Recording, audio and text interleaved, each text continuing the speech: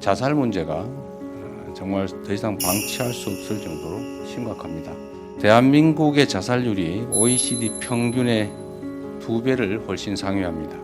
2023년 14,000명 가까운 국민이 극단적 선택을 했습니다. 우리는 20년 넘게 OECD 자살률 1위라는 자살로 내몰리는 국민을 방치하면서 저출생 대책을 논하는 것은 명백한 모순입니다. 이는 국가의 책임을 방기하는 것에 다름 아닙니다.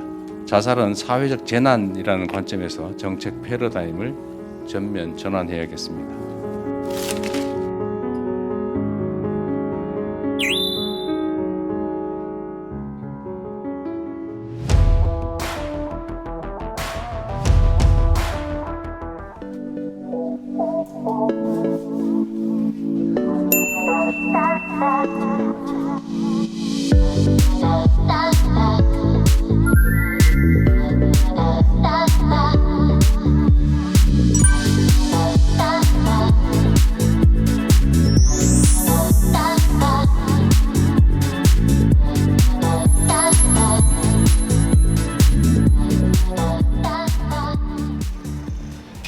사실은 잘 풀리지 않는 궁금증입니다.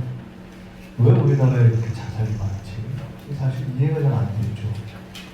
하루에 지금 평균 40명, OECD 1등한 일이 없는 일부를 하는 건데 사실 저는 이해가 잘 안 되더라고요. 어떤 일이든 우리나라가 경제적으로 최악도 아니고 또 어떻게 보면 비교적 공동체의 전통을 가지고 있던 나라인데 근데 현실은 경제적인 부담이라든가 또는 심리적 압박이라든가 또는 학교 생활이라든가 여러 가지 상황들이 다 겹쳐져서 자살이라는 문제를 해결하지 못하고 있는 그런 상황에 저희가 처해 있는 거죠.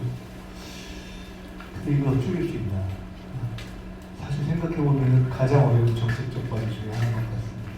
자살에 이르는 어떤 구조적인 문제를 해결해야 되는 숙제도 있고 또 여러 가지 관계망을 강화해야 되는 문제도 있고 그런 위기에 처해 있는 분들을 잘 찾아내는 문제도 있고 그래서 실제로 꽤 정부 차원에서 노력을 기울여 왔습니다만은 아직까지는 그렇게 만족할 만하다기가 어려운 건 사실이고 그래서 이제는 영국 같은 나라를 포함해서 뭐 외로움 장관 이런 거 두는 것처럼 국가적 과제를 명확하게 인식하는 것이 중요한 것 같고 새 정부 들어서 가장 중요한 문제의식 중에 하나가 대통령께서 늘 최근에 강조를 하시지만 이게 뜻하지 않은 죽음을 줄이자.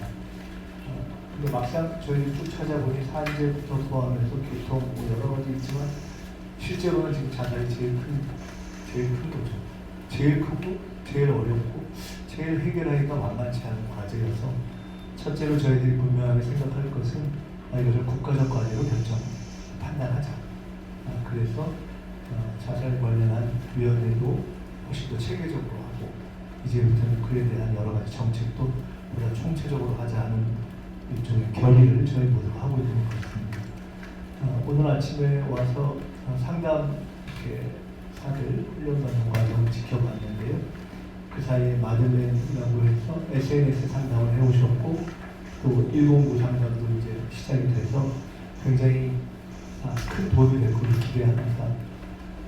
얼마 전에도 그런 얘기를 한번 했었는데 저희가 국회에서도 성인지 교육 이런 거 받았는데 막상 우리 사회에서 굉장히 필요한 교육 중에 하나가 자살 위기에 처해 있는 경우를 어떻게 이해하고 도와주고 인지하고 할 것이냐. 아까 그것이 생명 지키는 교육 일종의 그런 연관됨이 아니겠어요?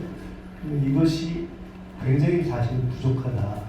앞으로 저희들이 정부 차원에서도 반드시 좀 노력을 하고 체계화해야 될 그런 영역이라고 생각합니다. 오늘 하여간 다시 한번 저희가 아침에 이렇게 생명존중 희망재단을 찾아왔는데 애쓰시는 모든 분들께 오늘 이 자리를 위해서 감사의 말씀도 드리고 여기 참석하신 분들이 다 관련된 정책과 상관이 있는 분들이기 때문에 오늘 현장의 말씀도 듣고 또 보완하는 그런 기회로 삼았으면 좋겠습니다. 다시 한번 앞으로 생명지킴이 교육을 포함해서 국가적으로 온 국민이 이 문제에 대해서 자신의 문제고 주변의 문제를 인식하는 그런 계기가 되었으면 좋겠다는 말씀을 드립니다. 하고 계신 분들께 감사합니다.